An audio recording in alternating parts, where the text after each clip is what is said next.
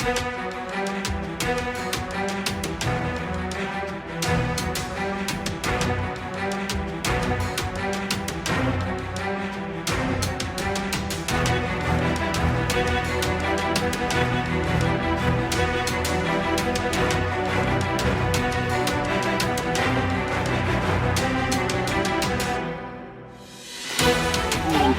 आम्ही पोलीस अधीक्षक साहेबांकडे आलो होतो. माता रमाई आंबेडकर जयंती साजरी होत आहे आणि त्या जयंतीचं परमिशन मागण्यासाठी 2-3 दिवसापासून पोलीस स्टेशन मध्ये लोक खेट्या घालत आहे.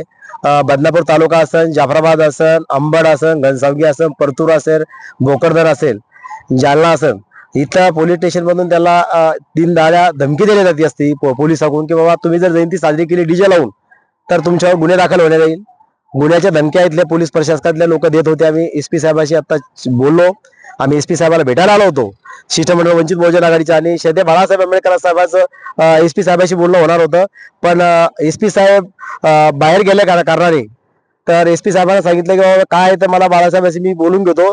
तर मी बाळासाहेबांना एसपी साहेबांचा नंबर सुद्धा पाठवलेला आहे. त्यांना परत मला एसपी साहेबांचा रिटर्न कॉल आला आणि त्यांनी सांगितलं की मी साहेबांशी चर्चा केलेली आहे.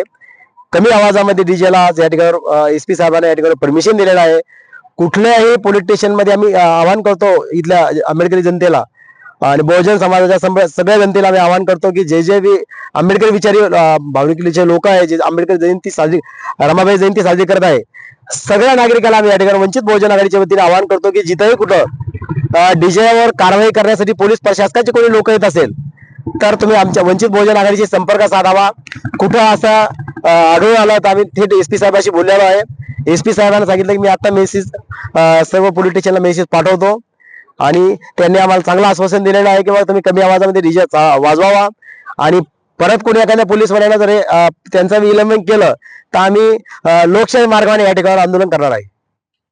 समाज बांधवांना काय आव्हान असणार? आम्ही समाज बांधवाला कायद्याचं डीजे जे आहे कायद्याचं पालन करून जयंती साजरी करावा, शांततेत जयंती साजरी करावा आणि जो आपल्याला प्रोटोकॉल आहे त्या प्रोटोकॉल पद्धतीने तुम्ही डीजे वाजवा.